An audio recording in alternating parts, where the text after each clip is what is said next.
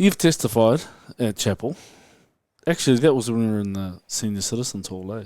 Yeah, and I'm glad that I did. Standing up on that new stage is like scary. Big. Yeah. Mm. Yeah. So that was pretty amazing what you shared. So do we just want to start back a bit earlier? Yeah. So, yeah. Born in Australia? Yes. Where? Tweed heads.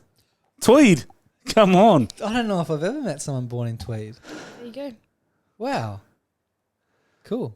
So you've been there your whole life except for a stint in Melbourne. What year were you born? 1992. Ah, nice. What are you? 90. Southport Hospital when it was there. Wow. I've actually never met anybody that was born in Southport. There you go. That's cool. Yeah. Okay. So raised down south. Mm-hmm. So spent, I think we were just in Benora Point. Wow. That's where we were. So mum, dad, and then my older sister, Anna, and younger brother, Andreas. So it was the three of us. Cool. Well, the five of us, but the three of us siblings for a while. And then Georgia was born later on. Yeah. But yeah, did you want me to share about... I mean, there's not really much to say about living in Tweed. I couldn't wait to get out, to be honest. I'm like, I was born in Tweed, went to Tweed River High School. Tweed River Primary. No, Benora Point Primary. Oh, okay. I liked primary school. Primary school was good. Cool. High school was hard. Yeah, high school was really hard. Yeah. Yeah. Okay, you're partly Italian? Yeah. So if I was to get the fractions right, so I think it's like quarter Italian, Okay. a quarter Greek, and then the other stuff is like, I don't know, I'm not really sure. That's all right. Pop's white. Cool. So that's where you get your sort of passion from, right? Greek, Italian. Isn't it? Aren't they like that? Is that what I'm like? You're pretty passionate. You are passionate, but you're not like that. That was an example of you. Yeah. Oh, that's like the culture. Just hey. I don't know. I've been to Italy. passionate. Yeah. But It's a good passionate. Yeah. I think my passion came from the Lord. I don't think it really has anything to do with... But maybe... That's what I meant, really. Maybe it does actually... No, but, okay, and I'm like... I never did. Listen to me. I guess so. I don't know. I didn't really I wasn't like raised in like this... Yeah. I wasn't raised in like a European family or anything like that. Like, Dad's Greek. I would say that I can see his Greekness. Is that even a word? In the way that he is. But yeah... My nan's Italian and she's not like... There was no rich culture of that at home. Oh, okay. No, there wasn't any, there wasn't like a strict European, because I think it can be like that, you know, the father and the mother are like super strict. It wasn't really like that at all. Yeah. So religion, like generally they're Catholic, Greeks and Italian, generally. Were you brought up in like Catholicism or religion or anything? Yeah, interesting. My father has always read the Bible. Oh, wow. And he knows the Lord. Yeah, he knows the Lord. Great. Yeah. He's Greek Orthodox. So, okay. What was that like for you then, growing up? It wasn't really like anything, I think, because of the way that he shared, the way that I had interpreted it. I don't think it was his heart to share it the way that he did, because I think it was hard. Like, Mum doesn't believe it all. And like Dad did believe, and Dad, now that I know what it's like to be born again and kind of be amongst a family that doesn't believe, I can see how he was trying to share something. Right. You know, amongst going through divorce and stuff I was around 14, 15. That was when he started to share about God. You know, like he got pretty intense. Like Dad had like he had a mental, he wasn't diagnosed with a mental illness, but he was kind of showing the symptoms of one. And yeah, he would just like share about this God that would basically send us to hell if we didn't get baptized. Right. Or give our lives to the Lord, there is truth in that, but like it's not really the way that you want to be sharing to someone that doesn't know. Super appealing as a kid. Yeah. And I think even now talking about it, like it's still like I just look back and I think, oh my gosh, it must have been so hard for him. Yeah, right. Going through a divorce, he would like come home and just have like worship music playing. Wow. But like not, it was interesting worship music. Oh, okay. Like I never encountered God back in that home when we were, and he was trying to like share this stuff. Right. Yeah, it was really full on. Yeah. That's different, eh? Strange. So church wasn't really a thing. No, but I remember going to church with him, like the Greek Orthodox church. Oh, wow. And I think I might have been like, well, it was when mum and dad were married. So maybe I was like 14 and I went in like my, denim shorts and just, I would not say that it was respectful clothing at all. That they all dressed in a certain way. I don't know whether Respectfully and nicely, yeah. Well, yeah, just covered, I would say. And I wasn't, I don't know, just like, I was just kind of like, I wouldn't have said that I was being respectful, Right. But yeah, I went there and that was Was that your first experience in church that you can remember? Oh, no, going back to when I was in primary school, we had a scripture teacher, Mrs. Allen. She loved the Lord. But back then I just never remembered clicking. There was just nothing. Yeah. R.E., hey. Hey? Yeah. R.E. Something like that. R.I. What's R.I.? Religious instruction. We were religious education. Oh. Yeah. It's R.I. now. Is it actually? Yeah, actual. Religious instruction. I don't think it was, I was 5 years old. Yeah. And then I think we went to church a few times, but I no connection with the Lord. Wow. Yeah. Okay. Yeah.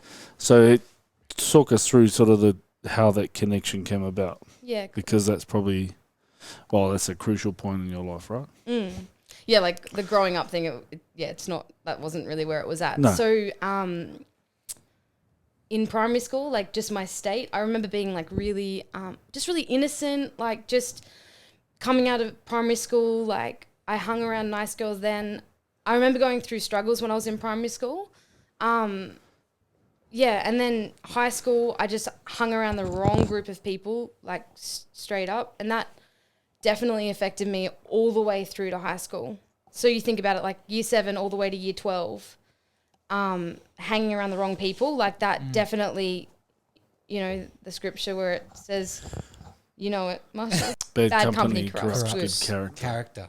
Yes. Yeah. And that's in verse? That's in, let's go with Ephesians, eh? Oh, good, Ephesians. Yeah, Ephesians 3 verse 16. Really? Are you locking that in? No. I was No, don't. Do it. Production lady. Anyway. So high school and then going mum and dad breaking up and I was at the point when I never 14? thought. Yeah, around 14, 15, yeah. Sucks. And I never thought that they would break up. I remember thinking they'll just never break up. That was just I just remember thinking that. Were they fighting heaps? No, I wouldn't really. It was just tension in the home. Right. Yeah, okay. It was just tension in the home. Yeah, I don't really have and I don't know whether the Lord's wiped my memory. He's wiped some stuff out that I'm just I just don't remember some things, which is good. I don't think I need to remember. It's more about, it's just seeing the progress of where we're at now as a family. So at high school, hanging out the wrong crew. Yeah. That would have started a year before your folks split up. Yeah. Yeah. It was around the same time though, because I remember I was 14, 15, and I remember going to a party. I was in year 9, and I had 4 drinks, and I was knocked out. Wow. Yeah. I just remember it was horrible. Yeah, Year really 9. horrible. How old's year 9? 14. Yeah, around that age. What the heck? Yeah. Yeah. Couple Smirnoff Double Blacks will do that to you. Yeah. Whatever that is. That was the drink around the time. Oh, okay. No, I had cruises actually. I was either Smirnoff or I knew that you would relate with. I knew that you'd be able to relate with something. Okay, so I can't relate. So you can. No, it's cool. Wow. Yeah. 14. Yeah. Yeah. Yeah. And did you go home after that? What I think I went back to a friend's house, and the friend's mother she would actually buy drinks for us. That's the situation that I was in. Yeah. Yeah. And so what did the drinks become to you? What were they just a way of sort of shutting off and relating to people and yeah.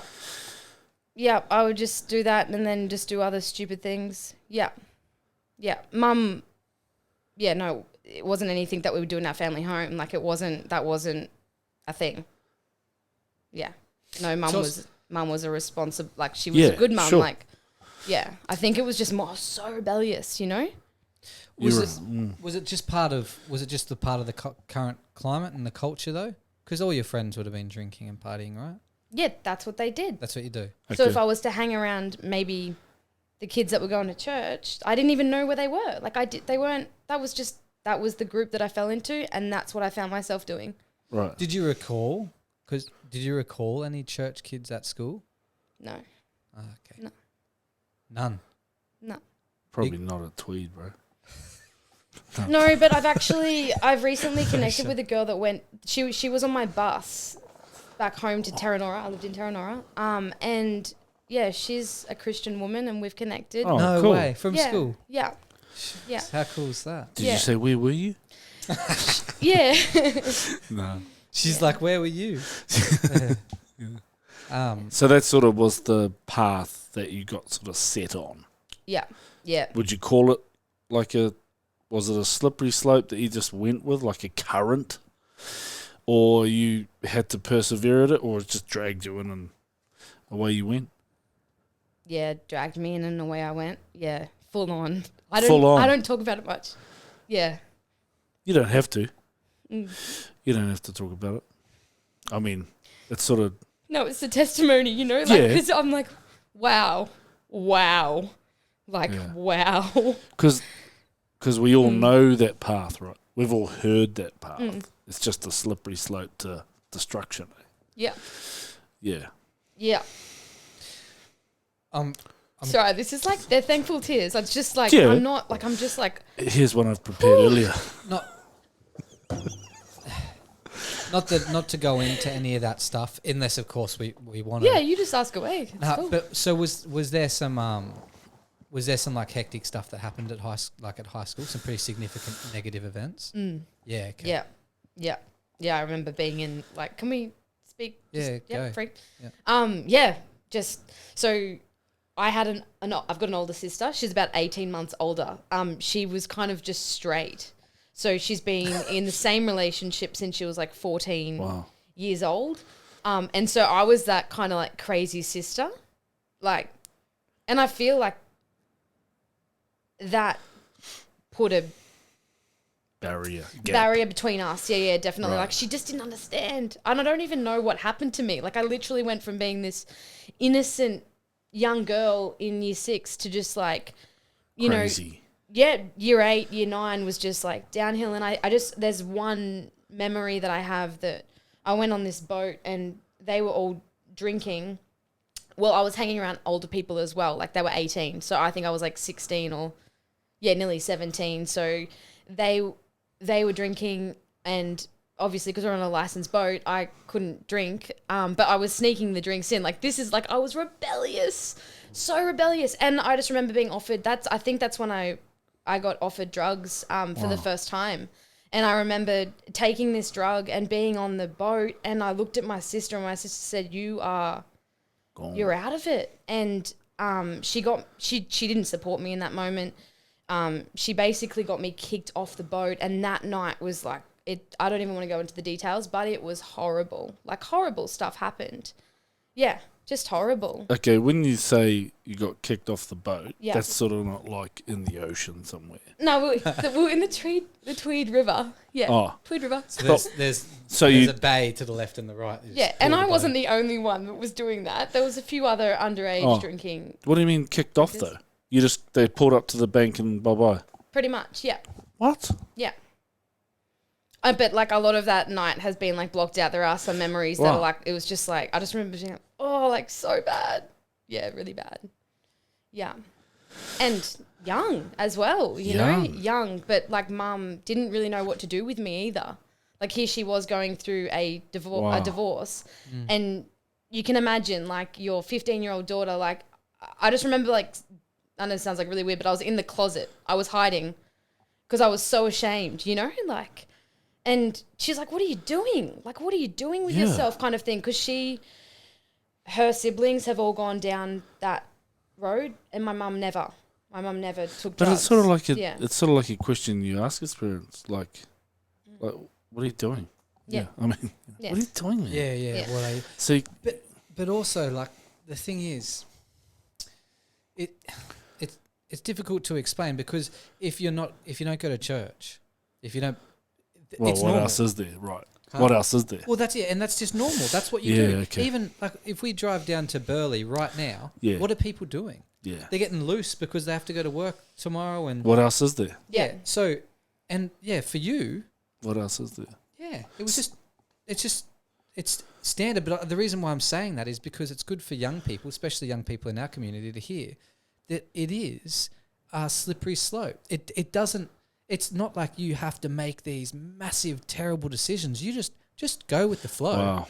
Just go with the flow, and you'll end up there. So what you're saying is, because you're like, oh, I just can't believe, like, oh, but it's like, yeah, just don't do anything. Just dip your feet in. And then your mum's in the right way saying, what are you doing? But then you're like, well, what else is there? Right? I suppose. Yeah, and I think, what are you doing? Well, what do you mean? What else am I going to do? Yep. And how, like what Rochelle was saying today, you know, like you expect the young people not to be using social media, but here you are, my mum wasn't, like, I love her, but she was not in a good place when I was 15 years old. Yeah. She was not in a good place. So I was seeing something modeled that was not healthy. Yeah. And we would talk about the experience, like it was just weird. No good. Yeah. Weird, yes. But that was my normal. Yeah. That actually became my normal. Yeah. Yeah. So up until when, you ask. Yeah. Well, you know, then you went to Melbourne. No. Like, so 15, 16, 17, and I was like struggling at school. Like I just struggled, and I did graduate, but it was hard. Like I went from, like, I think my grades were really good in year 10, but year 12, it was just like a write-off. Like I was not invested at school at all. It was kind of like just get through and get it done. And that's probably when because I entered into like pretty severe depression. And the drug thing really wasn't often. Right. It happened on occasions. And then, finished school, and I did a TAFE course. I studied community services. That was good. I finished that. But then, it's kind of like the memory from those years, it's very blurred. Yeah, very blurred. Yeah, like it's kind of like, for me, it's like pre and like, let's focus on the post, but the pre is really important. So, basically just I didn't hang around the girls that I hung around in school when I left school. So we have had no connection, which is cool. But just years of, it was just like depression, anxiety. I would smoke marijuana. I wasn't really into like the other drugs at this stage. And then, in an abusive relationship at the age of 21, it was just yuck. This is where things shifted for me. So I was in this relationship. We would smoke marijuana. It was just horrendous. And then, like, I think I was crying out for God, you know, like I didn't know it, but I was definitely crying out, and I wasn't spiritual at all at this point. And then I remember being up in Burleigh, and I was just crying. It was heavy. Like I knew that I didn't really know what a controlling relationship was at that point. And I think when you're in abuse, you actually don't realize that you're in it because it's your normal. So you don't know anything different. And this angel came up to me. Like she was a person, of course, but like filled with the Holy Spirit. Because I remember that feeling that I felt. And she said, can I pray for you? And I said, what? Yeah, you can pray for me. Just at Burleigh? Yeah. Mm-hmm. She just ran. It's like... You were by yourself? How old are you? By myself. I was about 21. Yeah. Wow. Shucks. Yeah. So, fast forward a bit. Yeah, 21. Because all that, I don't think that other stuff is like relevant. I don't think... Yeah, that's cool. Yeah, just sitting there, and then she prayed for me and just said, he's going to be here any moment. She's like, it's okay, I'll pray and then I'll go. And she prayed. And then she just went. But I remember the feeling that I felt. I was like, wow. Whoa. It was amazing. Was that sort of like a first little seed Yeah. of there's something more to life?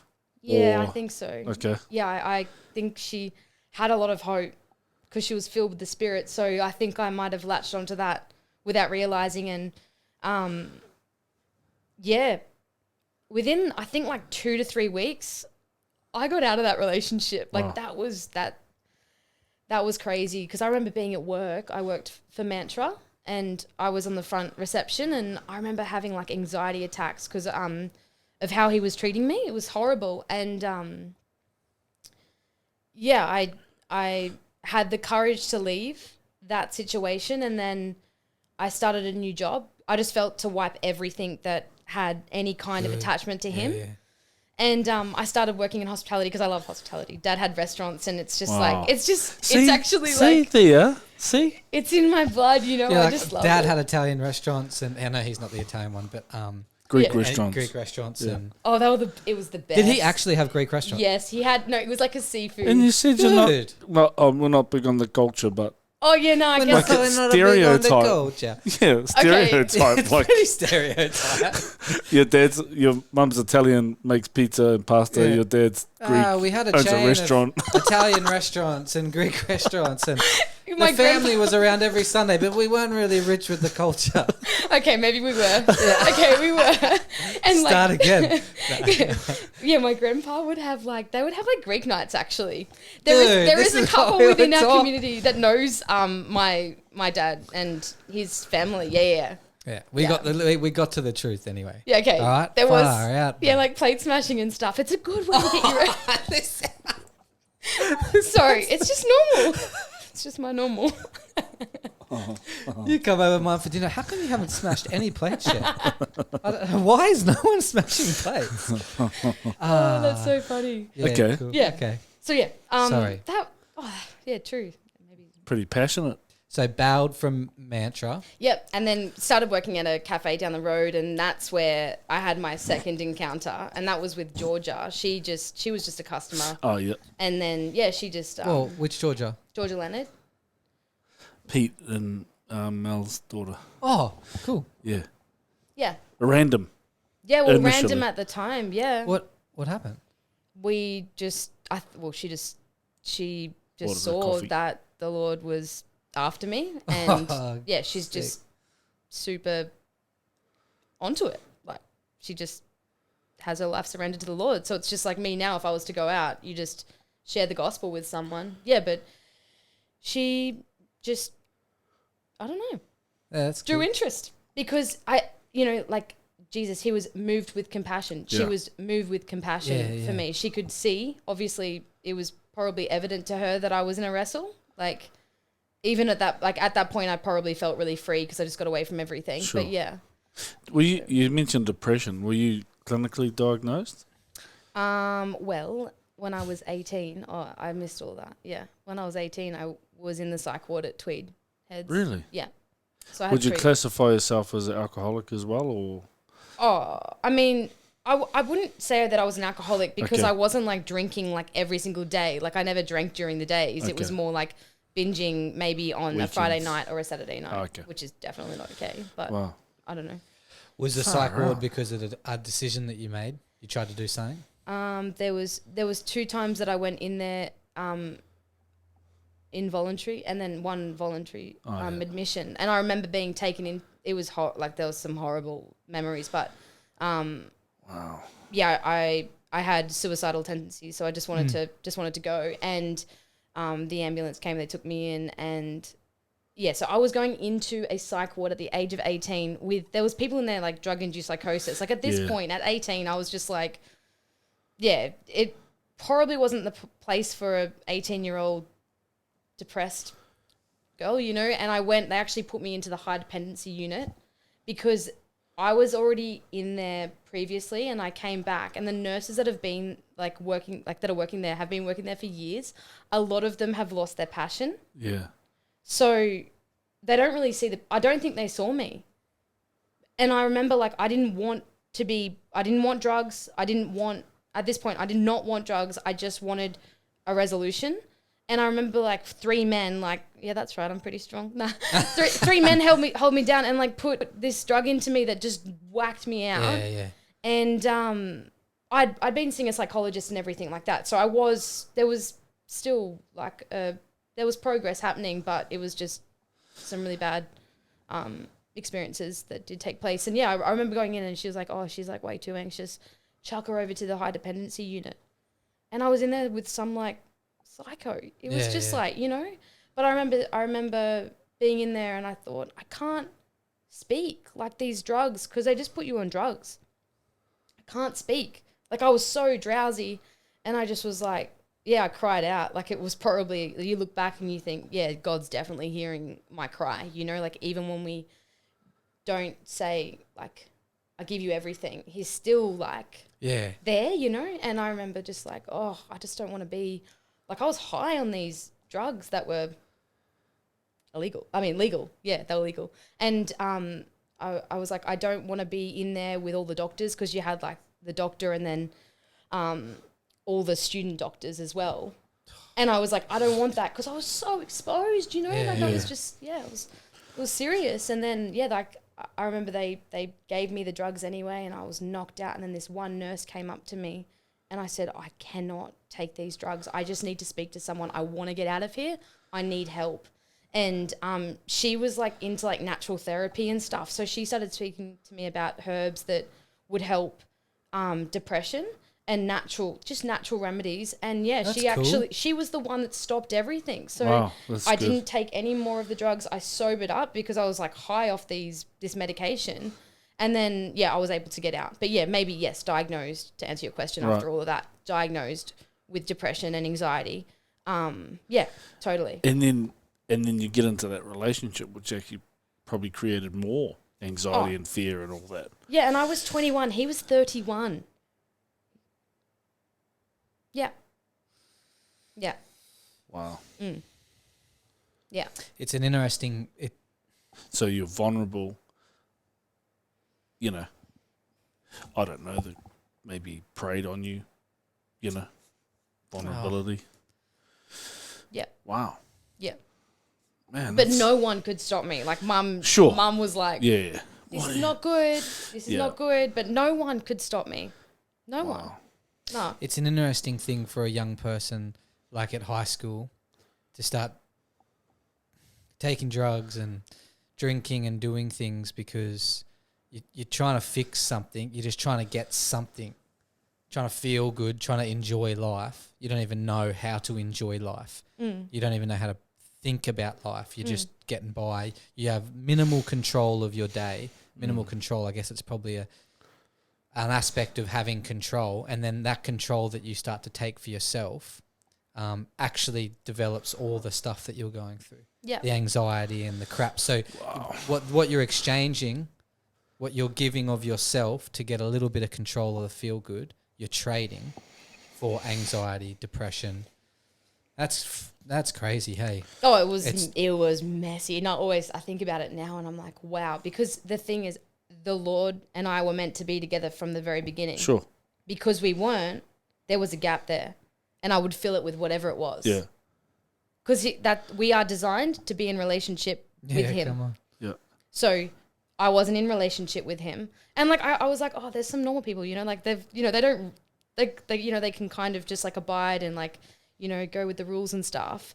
And that's fine. And I that wasn't my story, but I think ultimately it was because he wanted to, like my spirit like wanted to be with him. Yeah. And I was just filling it with everything else. Yeah. And I was thinking, like when you're in there and you're like crying out to him, and even though you're not submitted to him, and I was thinking like, was that your dad's prayers? I think so. Yeah, I really believe so. I would say so, because I'm like, man, why was you're in a room full of people that need God? Why were you crying out to God? Why did he have your number? You know? And when you were sharing that, I was like, man, was that your dad's prayers? Eh? How gangster I think so. is that? And that's like the beautiful thing, because I think there's been, the Lord has healed our relationship. Yeah. Oh, wow. Fully. Yeah. Sorry, I didn't mean to do that. No. Do what? No, it's good. No, it's So You do. No, there's it's a good thing. all It's this powerful. rebellion and all this choosing the broad way. Tissues. Like you, I went through so many tissues in the first 2.5 years. Like going to church, I would just bawl my ass out. Yeah. You'll find that's most people's journey. Eh? The ones that are surrendering anyway. it's the melting. It's the melting. Yeah. Oh, he's so good. Yeah. I did the same, eh? Yeah. I came and I just sit in the chair and just cry. Yeah, he's So the cute. best. And then, okay, so George is on the scene. Yeah, yeah, Just like a little rock of Oh. just solidness. yeah. Loves Jesus. Just Yeah. loves him so much, you Yeah. know? And is she just hitting you up at work? Yeah, she came into work and then, like, we did not exchange numbers, but it was totally God. Like, I would run into her at random times. Like, just random times. She would share with me about how much God loved me and wanted to be in relationship with me. But she said I cried every time. I don't remember crying. And I don't really remember, like, I'm like, You okay, were crying. this is, like, real for you. Like, this, like, that. I could see that God was real for her. But it just wasn't real for me at this point. And, yeah, it was just randomly seeing her. And then not long after, I'd met somebody else. Beautiful man. Yeah, but, you know, it just totally wasn't, like, it's never right. It wasn't right. But God, what I love about the Lord is that he's like, I was thinking about it today as I was driving. I'm like, okay, so you've written the novel, but like you were just like, he's added in parts of our story. Like, you know, when we don't abide, he's like, yeah, okay, that wasn't really part of my plan, but yep, okay, Yeah. I'll just add that in and I'll make that all good for you. Yeah. That's what I'll do because I'm good. Yeah. Because he's so good. Anyway, in a relationship with Simon, beautiful man, not like the last one, but you know, it was like what, like 4 weeks or 5 weeks, not even that, and I wasn't really in and out of relationships. I just had interactions with people. I wasn't in committed relationships. So this was like my second relationship, and he ended up like going down to Melbourne for work, and he said to me, "Would you like to come?"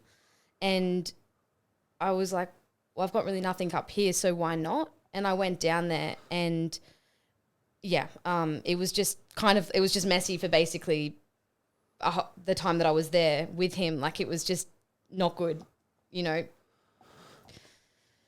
Yeah, You said I he was can't go nice, into it. though. Yeah, Was he it was you? nice, but I was a mess. Yeah, okay. So And again, like, he was, you know, he was a lot older than me, like a lot older than me. So yeah. like you, like in your head, if I go to Melbourne, it'll be better than what Yeah, it's it is here. Yeah. Oh look, it'll be all better. Yep.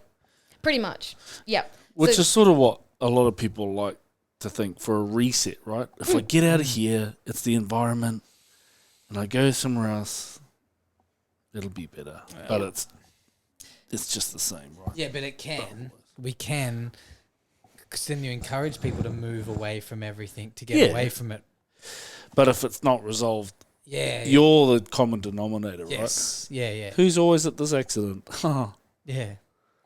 Yeah. So you're in Melbourne, and Like the Tasmanian devil and like the Looney Tunes, like, woo! yeah. So yeah, went to Melbourne, and yeah, basically Georgia revealed this to me later on, but she prayed and was like, where is this girl? Like, where is she gone? wow, And the next day I flew up to Melbourne, and up to Melbourne. oh, Yeah. wow, yeah, no, flew up to Queensland. To the- Yeah. Oh, so you're in Yeah, Melbourne. wedding. She's praying. Yep, she's praying, where is this girl? She reveals this to me later. Because I would go up to Queensland and just like see my family, Oh yeah, just and visit them, and 'cause then they shoot come back visit me. down to Melbourne. Yeah. yeah. Yeah, and So you came up. yep, came up. I remember being on the plane because down in Melbourne I was drinking. Like, I would drink. Oh my gosh, I look back, I'm like, wow, a lot. Like A lot. now we're talking alcoholic, maybe. Yes. Okay. Yes, absolutely. Not like diagnosed alcoholic, No. but I was like with Simon, and I would hiding and drinking. Like I would actually, and he's never taken drugs and he doesn't drink. So he was like fully sober. Yeah. No, I was the problem. Absolutely. Oh yeah. Wow. Yeah. So, but I was snorting cocaine and mixing other drugs and stuff. So before this trip in June 2017, I had the worst time. I remember mixing with people. I was taking different drugs, and that's when I hit this, what they call an existential crisis. I was literally like, there's nothing to live for. What is the point of all this? What is the point? Wow. That's the state that I was in. I forget about a lot of this, but that was where I was at. I remember laying there and I'm just like, holy moly. Did you start saying, I'm realised that I've got the issues? Oh, I knew that I had the issues. Oh, okay. Oh yeah, totally. Oh, I totally had the issues. I knew that. Okay. There just wasn't anything worth living for. Like there was just nothing. And I didn't have a realistic view of life. Nothing. I was completely out of it. Yeah. So you floated Queensland. George has prayed this prayer, which you finally find out about. But yeah, and then I come up and she's the first, because she would be the first person that I would see every time that I would land in Queensland. So I'd go to this cafe and she'd be hanging out there in Palm Beach, barefoot barista. Yeah. Yeah. So she's sitting there and I'm like, George, I really wanted to catch up with you this trip. And she's like, yep, that sounds really good. And I remember being in the place of like, I don't want to be taking drugs anymore. And so I went up to my sister's house and I said to Mum, like, I just want to spend some time with you. Like, I don't want Anna to come over. I just want to be with you because, I mean, they've got all this time that they can spend with Mum and I just wanted that time with her. And she didn't listen to me, and Anna ended up coming over and I just lost it. I was like, and I had the shortest temper. I was just like, nah, I'm done. I'm not coming back to your house, Mum. Like, I would not do that now, but yeah, I was like, no. And I remember going back to the unit that I was staying at and I just ended up snorting cocaine for the whole night. Yep. And was not getting anywhere. But so where's the interception? This is where it's at. It's coming. Okay. Yeah, because I'm thinking, man. Because it was like brutal. Leading up. Yeah. Because like Georgia had said multiple things about God, you know, and this particular day I was just like, I was literally feeling like I was dying, and I was. Now that I look back, because I was dying to myself, you know. Yeah. But that was kind of like the process. I was like listening to Oceans by Hillsong on like repeat. You know, like I didn't realize what I was saying. I was saying, Spirit, lead me to where my feet can't, you know, to where there's no borders, to where my feet can't even wander, but I go deep within Him. Like I didn't even realize that's what I was saying over my life. And then I remember, like, strong, I was like, I have to, and because it was Him talking to me, you have to be alone right now. Okay. So I left where I was. I went back to the unit that I was staying at because I was at a friend's. And I just sat there and I just was like, I can't do this anymore. I don't want this. I don't want this life. There's nothing to live for. Like, I'm done.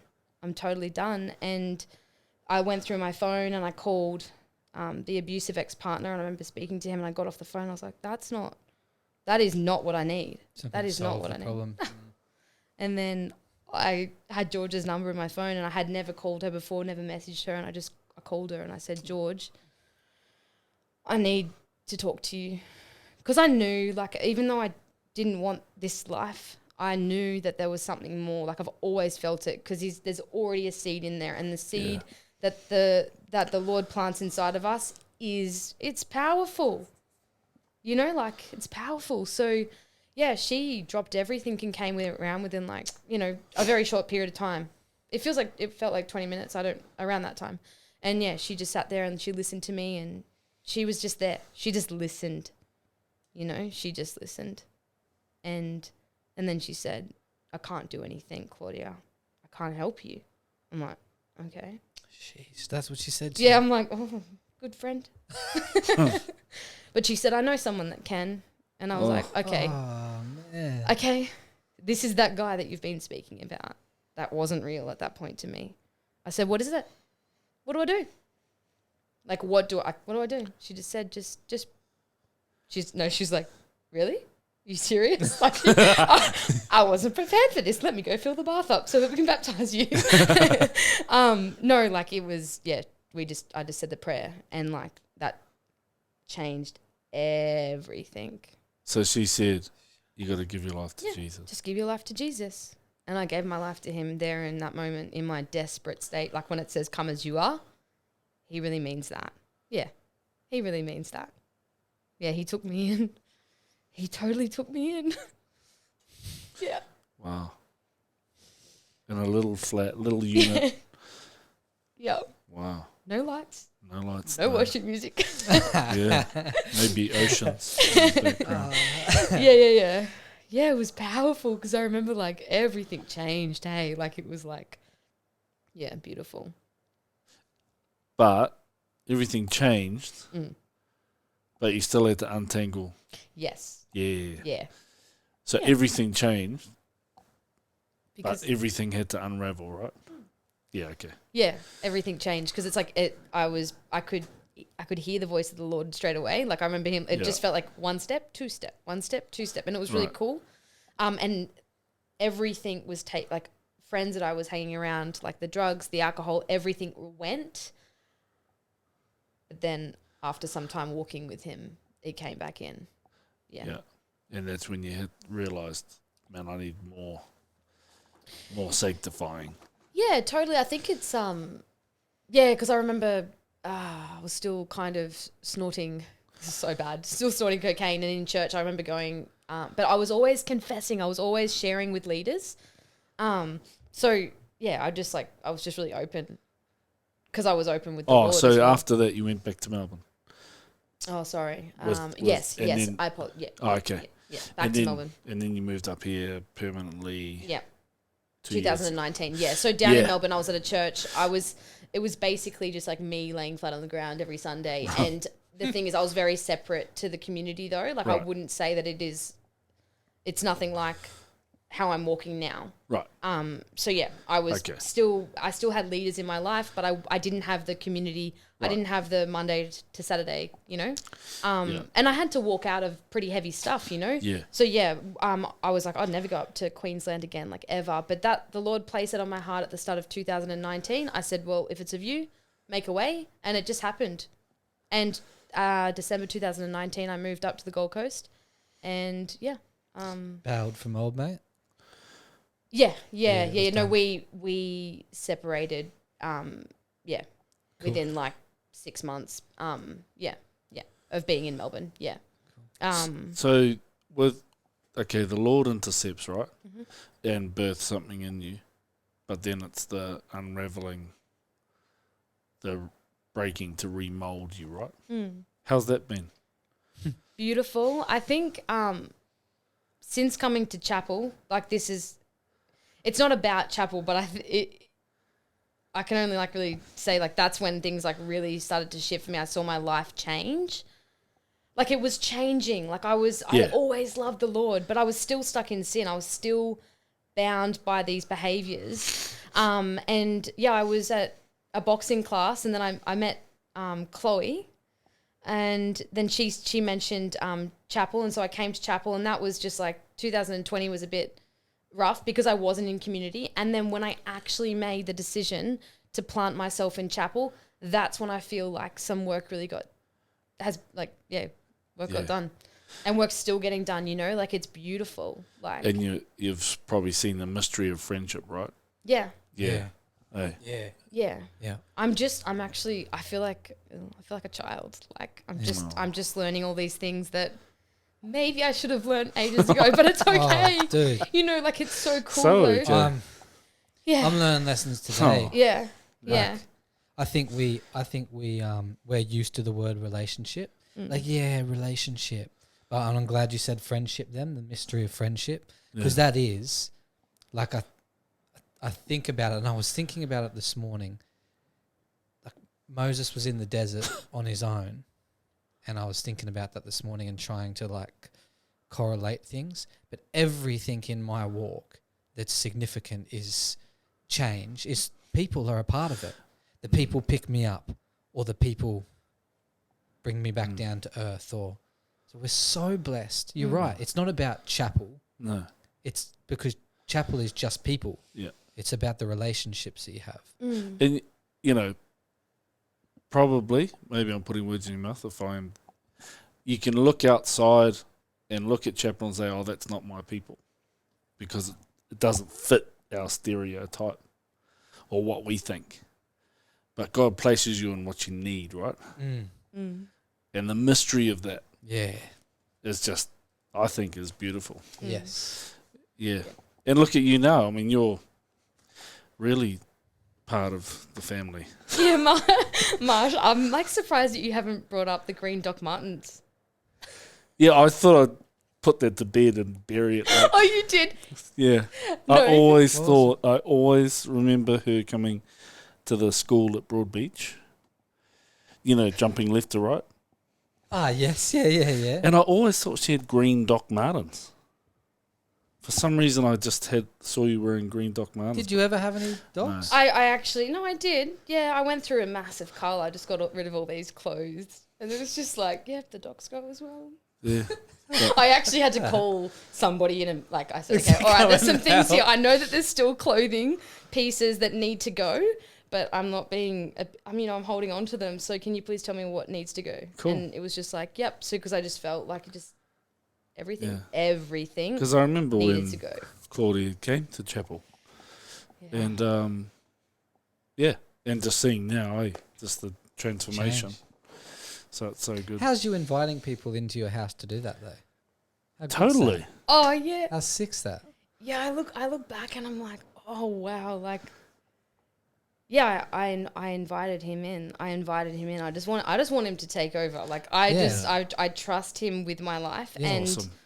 yeah, like it's like, yeah, he's wonderful. Well done. He's so wonderful. Yeah, you're awesome, eh? Yeah. And you are your passion Yeah. and your authenticity and just your base level of just you and God. Like that's just standard. And your childlikeness, faith awesome. is so evident. Like, and it's awesome. And more people should be like you. Yeah, because Free. Free. Yeah, he rescued me, but he Yeah. continues to rescue me. Like. Good. Yeah, but I think now, like, sitting here, I can say, like, like, I'm hungry to read the word. Like, I'm hungry I want to be in, like, I want to be in the prayer meetings. I love the prayer meetings because, he's there, but he's also at home. And I'm all about cultivating that at home as well. But it's like, I'm just hungry. I just want the things of God and rid my life of anything that's not of him. So and I good. think through that, he's been able to do that because I've come to leaders, and it's scriptural to do that. Like, go to the leaders and just tell them, and they'll pray for you and you'll be healed. And that's exactly what's happened. Yeah. I made dumb decisions, and I made dumb decisions. Marshall knows my dumb decisions. But he also knows that I've come to him and just been like, It's good. so, yeah. Well, Cool. we're very proud of you. Thanks for sharing, Oh. even some of the vulnerable parts. And, it's awesome. Well done. Thanks for being on our little Testify. And Yeah, it's been great, Claudia. Cool. So, It's been fun. Thanks for having me. we're awesome. choice.